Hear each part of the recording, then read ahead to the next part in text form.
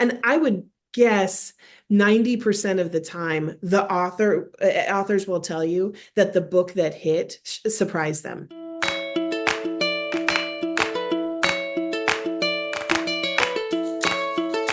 Welcome to Pajamas and Wrenches, the podcast where we share warm fuzzies for your creative well and cool tools for your creative challenges. I'm PJ Gardner-Schweitzer, author of the Horace and Bullwinkle series and The Great Zudini from HarperCollins, and this is my friend and co-host. I'm Sarah Allen. I'm the author of 4 middle grade novels from Macmillan, 2 contemporary called What Stars Are Made Of and Breathing Underwater, and 2 spooky called The Nightmare House and Monster Tree. Sarah has our inspiration this week. So what has been inspiring you? I do. So I don't know if we've maybe touched on this before, but or maybe just in like our own conversations, but something that really helps me as a writer is form, thinking outside of the box in terms of form and what a book can look like. So what's been inspiring me lately is there's 2 specific books that I'll recommend that kind of unlock things for me. One is The Absolutely True Diary of a Part-Time Indian by Sherman Alexie, and a more recent one called A Work in Progress by Jarrett Lerner. And these books, they're both contemporary, but really they don't have too much in common. But what they have in common is they kind of play with form. Mm-hmm. So The Absolute True Diary of a Part-Time Indian, it's not even really diary entries. It's sort of diary entries, but it's more like little snippets and scenes with like funny titles. And it also incorporates comics and sketches that the main character draws. And it's similar in A Work in Progress by Jarrett Lerner, where it's actually, it's kind of a diary and kind of a novel in verse and kind of a graphic novel or an illustrated chapter book. So it has all of those things where every page, it's lined like a notebook when you open the pages, and every page, most pages have a little illustration next to it and a poem. So it's a kind of an illustrated poem, and it tells a story that way.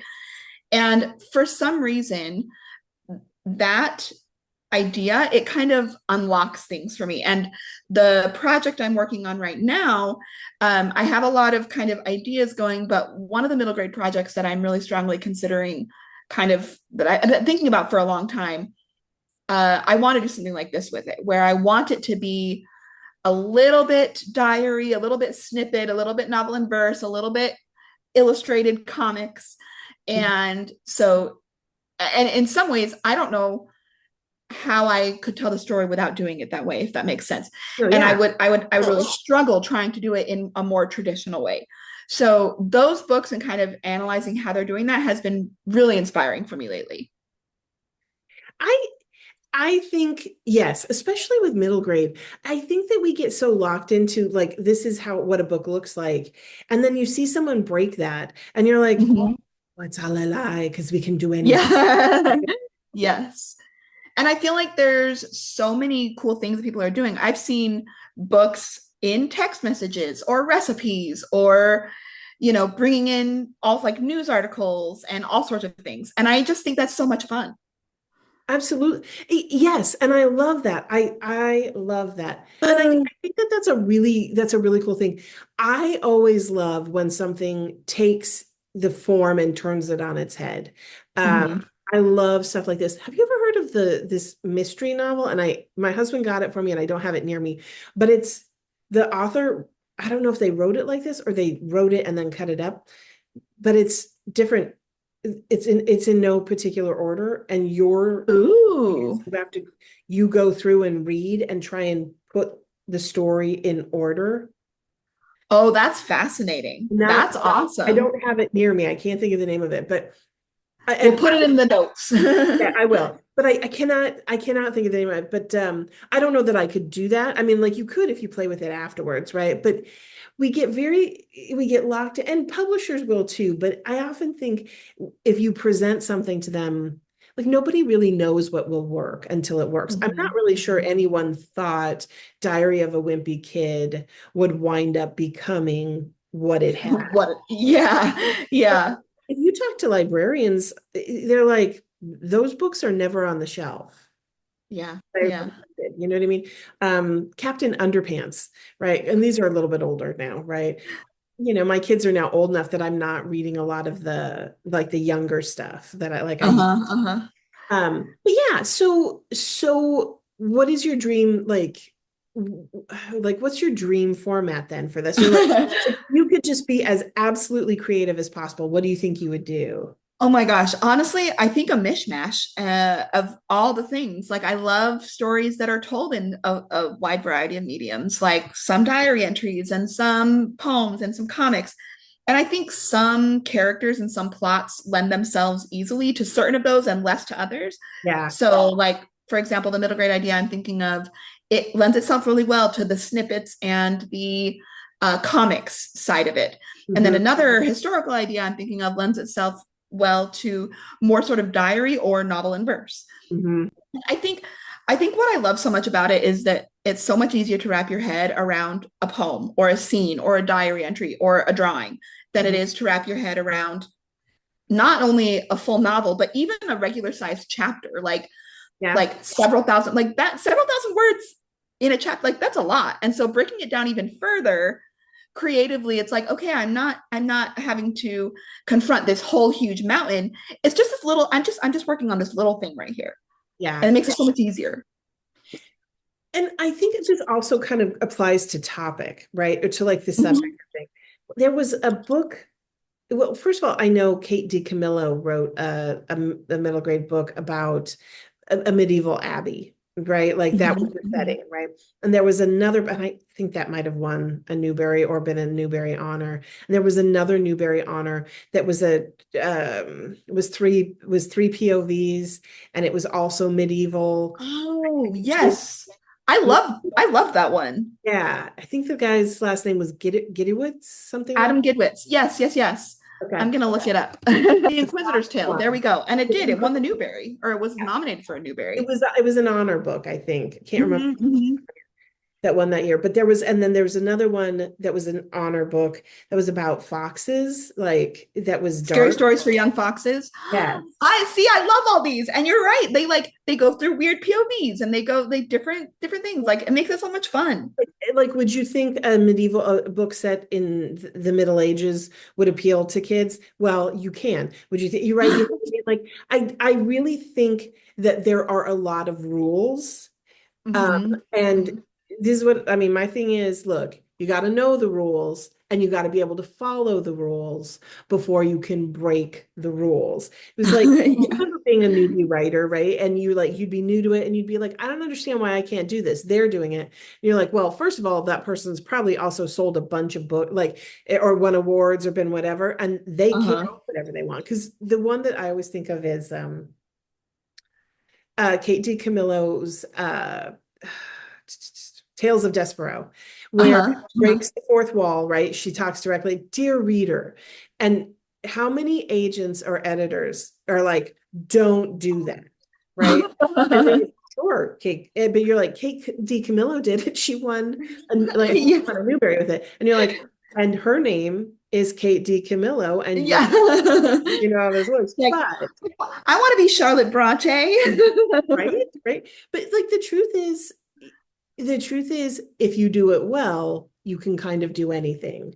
And maybe not at first, but at last. Yeah. And I feel like you're absolutely right. Publishing is always trying to find the next big thing, but they don't know what it is. And so that means that they're always trying to basically copy or duplicate the success of a big thing that has just happened. And I think pursuing that, it like that way lies madness. And I think playing around and like figure, and again, you're absolutely right. You have to kind of follow the rules or know the rules, be aware of and it's not even rules, it's just like aesthetics, almost like the way that story hits our hearts, being aware of what is effective, and Yes. then playing around with it and doing something new. I think, maybe doing something new, you are creating the next thing that publishing doesn't know it wants. But an inspiration can come from anywhere, and it can look like anything. Like we're talking about this, right? But what Mhm. you create can look like anything, right? And it can be the form, which I feel like you desperately want to play with. Like this is like I me, love it. like I want to play with form. I like to play with other things. I mean, like I like playing with form, but for some reason, then I go to write it and it just never, never works. I'm like, wild. And then I do it and I'm like, huh, that's not working. Um I think, but it's like to me, there's a TED talk that I watched forever ago. This woman was talking about how she went to India to study painting. This was like she was going there for like a program or something, right? Well, Mhm. her paints never make it. Like all her art supplies that she has shipped, and I want to say it's India, but I don't know that for sure. I don't remember that for sure. But it was somewhere in Asia, like Southeast Asia. Mhm. Um, Mhm. and she gets there and no art supplies make it.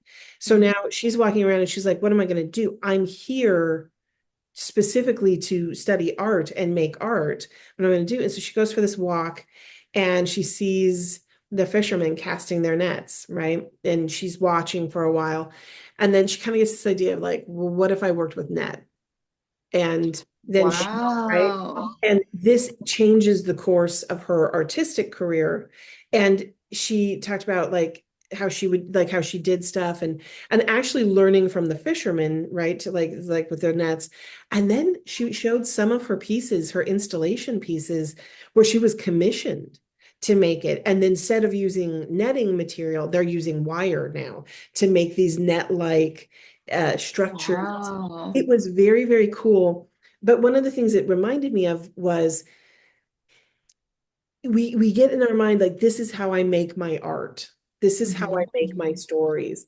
But in fact, what happens when that's not an option anymore? Mhm. Or what else could I do? And I feel like that's I mean, I don't know, I'm very inspired by that, but this is your I feel like honestly we're limited only by our imagination Yes. and then our fears, right? Like Yeah. right. And so, or because like I think sometimes what stops us is that little voice that goes, but will anybody buy this? Yeah. Yeah. Yeah. And that story about the nets, it from a writing angle, it makes me think of a story from Daniel Handler. I just listened to it's kind of a his memoir. Mhm. Um, and he talks about how because the series of unfortunate events is a really good example of this, where, I mean, structurally it's fairly normal, but nothing else is really normal about it. Like it does really new and unique things that like children's books hadn't done before, and it's wildly successful. But um, what I loved about listening to his story of coming up with that is taking this idea of taking form and structure inspiration from other places. So he was trying to figure out they had done they had the first book written and ready, but they were trying to figure out the packaging and basically like the back matter and the marketing angle and all that. And he went to pick up, he was like, because no normal kind of packaging fit the story, like Right. having a blurb on the back of the book say, read this book, like it just doesn't fit the series of important events. So he went to go pick up a prescription from the pharmacy and was looking at all of the like warnings on the label that was like may cause this and this and this and like all this, and that is how he was inspired to like write the packaging and like all of the don't Yeah. read this book, Yeah. danger warning, and I got such a kick out of that taking this idea of like our creativity that we think it's so limited, but taking structure inspiration and form inspiration from picking up a prescription at the pharmacy. I love that. And you can't, and also just story wise, you can't have too weird an idea. I was Yeah. Yeah. recommending books on Book Talk, and he was like, this is this beautiful love story as this, and this is obviously a book for adults. Well, it may not seem so obvious when I share the rest of the plot. And he goes, it's a beautiful love story about this man and this person, this woman, I think it was right, as he turns into a shark. Amazing. I was like, Tell me more. I'm like, that is so weird. That's the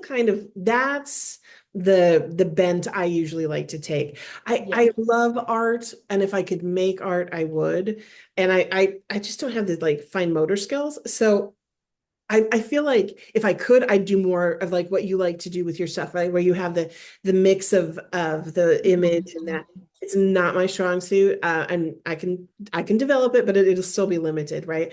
But weird ideas, I'm like, yeah, like, Yeah. and like I love stories that play with time, and Mhm. I don't love I do not like an unreliable narrator, but I do like an unreliable story where Interesting. right where you're getting hints of stuff. But then again, I think we talked about like Holes is the perfect book. And to me, It really is. and I'm like, that's like my goal is to create like that. So Yeah. Yeah, that's awesome. Yeah, I just that is what has been inspiring me lately of just these books that make what a book is, expand the definition of what a book is. And exactly, I love that. exactly. So, challenge. What has been challenging you creatively lately? I and I don't know if we've talked about this already, but the Ooh, I'm curious. um for me, especially right now, the challenge is this thing in the back of my mind that says I have to choose the right story. I get very, very caught up in, is this the right story to write? Is this the right decision? So that's part of it, but I think some of that is really tied into I have such a limited bandwidth for everything right now. And so I Mhm. feel like like my energy is very precious, and so I have to decide where to spend it. I have a question for you though. When you say right idea, like where is that come? Like, what does that feel like? Because there's a lot of things that can. Is it creatively the right idea? Are you talking about like the market? Like, what's the right I thing for think the a lot market? of Or times okay, so I think a lot of times it is the market, but okay. I think a lot of times because basically what it comes down to is I'm worried about money. And if I make income, I bring income, and we're doing okay, right? Like financially, we're okay. But my money makes the difference between okay and thriving, right? Mm-hmm. And it Mm-hmm. used to make the difference between not okay and okay. But now, like we're in a better position. So now it's okay or thriving. And Mm-hmm. I'm really tired of being okay. I'd like to thrive, Mm-hmm. and also give the other breadwinner in my household a break, so it's not all like on him. I also think so so I think the market comes in mostly because I'm like I need money, right? And that Mm-hmm. makes a difference. Mm-hmm. And that's such a heavy, pressureful thing to be hanging over your head when you're trying to create. Like it's so heavy. And what it does is it doesn't because some projects are not fast, right? You and I both write broadly, so we've published for children and we're very well rooted in children's literature, but we both have expansive ideas. We have other stories we want to tell to older audiences and just different audiences and everything, right? Mm-hmm. And so I think I also think sometimes this like the right decision comes in with, well, should I stay with Kidlit and try and ride that out? Mm-hmm. Because I can't do all the projects and I have to decide where to put my energies, right? Mm-hmm. So, and we had talked about this before, I think in another episode where we're like, well, how do you pick? And I'm like, Mm-hmm. well, I also have some projects that I can look at it and go, this is a 1 to 3 year project. You know what I mean? Like I've got Mm-hmm. research to do, but also the writing of this a bigger story. It's right. Mm-hmm. And I'm like, Mm-hmm. can I invest in that? Or is it too long term? I need more short term. But then I think we fall into a feeling of I'm not satisfied by what I'm doing creatively because it isn't challenging me. It isn't pushing me in any way, right? And do Mm-hmm. not get me wrong, I absolutely adore writing for children and I adore writing animal POV.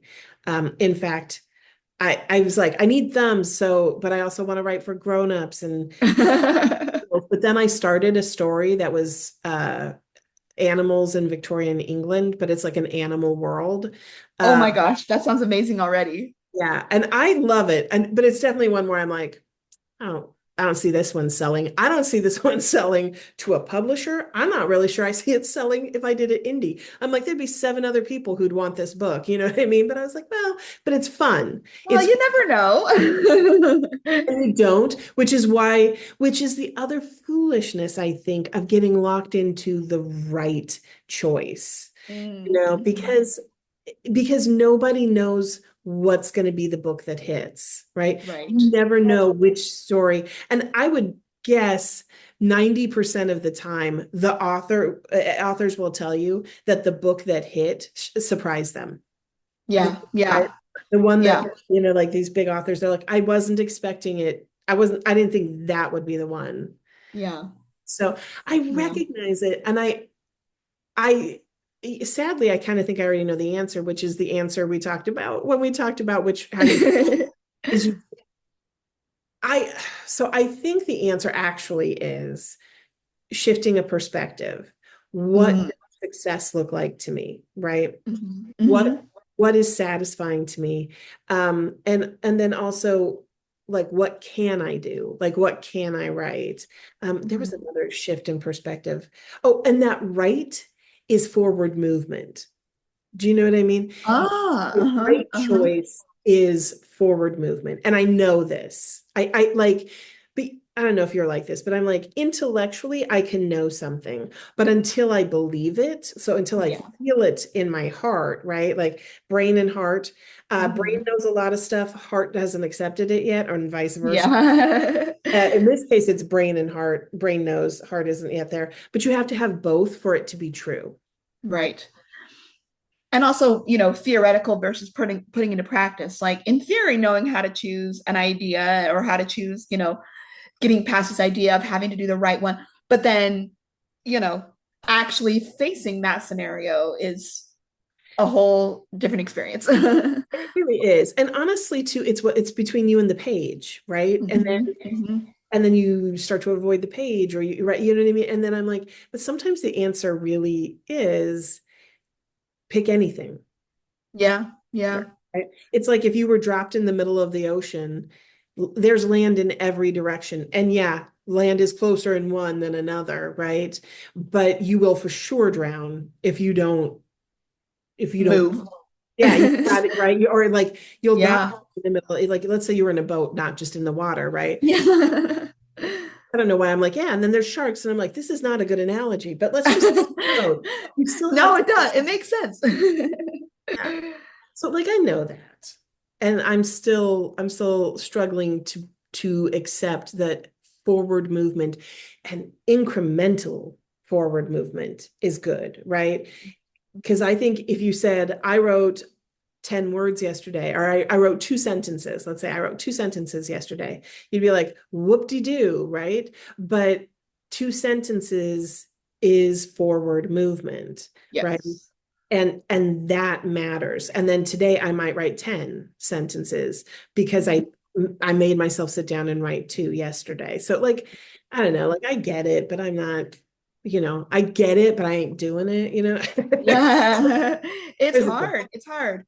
And especially, sort of later in a career when you've had a few books published and there is that market element of, okay, what is the next right thing? But really, you're absolutely right it takes a perspective shift because that's not a productive or even accurate way to look at it.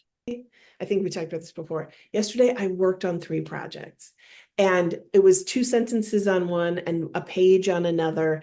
And I picked names. I think I picked a name for a character in another book because naming. Yeah, yeah. I have a friend who writes, and she's like, "Oh, I don't know their names right away," and I'm like, I don't understand that. That's crazy to me. Like naming is part of. I also had a lady. I'm a part of so many like writer forum groups and stuff, but another lady say she didn't want to name her characters sometimes, especially minor characters, mostly minor characters, because she said once I have a name for a character, I know their story. And then I feel like I want, Interesting. right? She's like, and then I want to tell their story as well. She's like, so minor characters, she'll like, let's say I think there's military. So she's like a lieutenant who makes a repeated appearance in a book. If I just call him lieutenant, it's fine. But if I give him a name, now all of a sudden I feel like I have to write this Lieutenant Jojo or whatever's Yeah, whole yeah. that character deserves a book now. And I was like, that makes me laugh. Like, because I was like, well, you're like, okay, well, names mean a lot to me, but I don't like, you know what I mean? Like that was a level of depth. I was like, that is so cool. Interesting. Interesting. But and this is again, I love talking to writers about their process, right? Because Mhm. process is like you tell people they're like, I do this, and you're like, huh, and you create books, huh? And they're like, yeah, and you're like, well, I Yeah. don't think I could do that. Like every time people talk about Scrivener, I'm like, nope, that stresses me out. Yeah, yeah, same, same. Like super. Okay, so Sarah, do you have a resource for us today? I do, and it's a weird one, so bear with me. But here's the story. I live about 15, 20 minutes from Walt Disney World, including Disney Springs, and at Disney Springs, there is a bakery called Gideon's Bakehouse, and it is famous, as in the line to get in is very regularly 3 hours long. Um, and that's partly because this bakery um, is a bakery with an experience. So it's almost like if you took the Haunted Mansion and turned it into a bakery. Oh, cool. So I've never actually been in because the line is always insane, but uh they have like haunted decor, and they have like you go in and you kind of get a tour of the bakery, or like they walk you through the cookies selection and you select your cookies, and the cookies are like giant. But the part that's a resource is, besides just being fun, is that every month they have a new menu. And as part of their whole vibe, there's new artwork on the menu every month. And it is gorgeous artwork if you're watching on YouTube or video. This is what it looks like. But and you can see these online. So you don't, you can go and look online. But I every new art has like a story behind it and has a character behind it. And there's like flavors of the month, and like those flavors have a story behind it. And so to me, that is a real, I love going and looking at the new artwork every month. Yeah. And it kind of gives me, it's like a monthly kind of fresh batch of characters and new ideas, along with delicious cookies. So Gideon's Bakehouse is my odd resource of the week. No, I dig that. That's super cool. I also get why you're like, it's like a 3 hour wait. And I'm like, I don't need that so bad. But that is Yeah. cool. I mean, like, I love the artwork and I love that. And Mhm. again, that actually feels like not only a resource, but like an inspiration, like a Exactly. Yeah. Yeah. It definitely is an inspiration type resource. But but yeah, it's been fun. I wish we had that in because I'm near you're near Disney World, I'm near Disneyland. We do not have We have any. all the Disneys covered. We do. And Okay, you have words of wisdom for us. I do. So these are homegrown words of wisdom. So my last name is Schweitzer, right? And I publish currently under PJ Gardner, but my last name is Schweitzer. And so we have a Schweitzer family motto, and we joke that we would put it on the family crest if we had one. And it is so this is words of wisdom from the Schweitzer family, which is when in doubt, sing loud. I love that. When you don't know what you're doing, the key is to act very confidently, like you know what you're doing, right? When in doubt, sing loud. Now, it can go wrong, but bravado wins. And people like you can convince yourself as well, because this is to fight imposter syndrome. I know a lot of people who get Mhm, imposter mhm. syndrome, and I'm like, when you feel like an imposter, sing loud, like act. Yes. Yes. And then also apparently my I'm having help. My assistant reminds me the family motto is brute force and ignorance. So which is very similar to the when in doubt, sing loud. Mostly Yeah. it's like you just have to do and act like you know what you're doing, right? Well, and okay, that actually reminds me of that scene in Wicked, Okay. um, where it's they go to the ball and Glinda has given Elphaba the ridiculous hat as a mean joke. Mhm. And I feel like that's a great example of good things coming from when in doubt, singing loud. Like she puts everyone makes fun of her, Mhm. and she starts dancing, and everyone makes more fun of her, and she just keeps doing it until everyone ends up joining her. And I Yes. think like I honestly like it's about self confidence, but also I think that's a good like leadership principle as Yes. well. Like someone who's brave enough to sing loud is gonna like get stuff done Yeah. and bring people to their cause more than someone who's not. So I love Now, that. it can also be used, look, like all tools, it can be used for good or evil.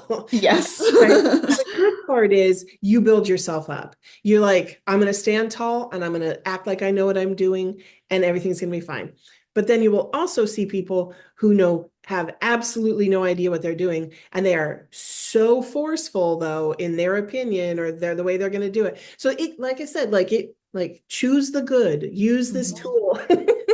it's For not good. it's not when in doubt bulldoze or when in doubt be No, right. aggressive. Yes. No, exactly. Perfect. That's exactly what I mean. Yeah. So those are the words of wisdom that we in my family live by. The other one that would be on the family crest besides brute force and ignorance was why wear pants, but that might have something to do with me That's having just three like sons. the writer's crest. Why wear pants?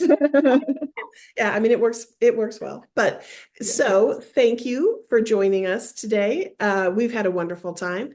And as always, go out and be creative. And hopefully we'll have a way for you to share some of your creativity with us too. So because we want to see how things are going for you all. Thank you for joining us. And until next time.